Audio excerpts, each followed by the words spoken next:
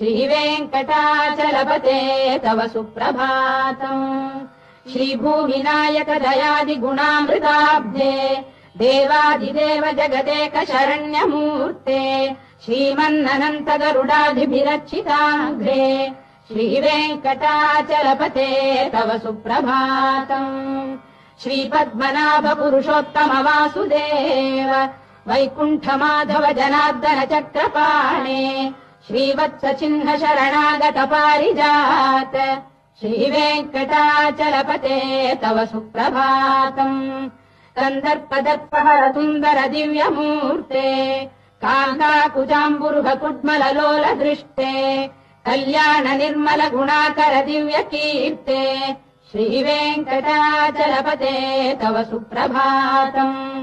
मीनाकृते कमठकोल नृसिंहवर्णिन् स्वामीन् परश्वत तपो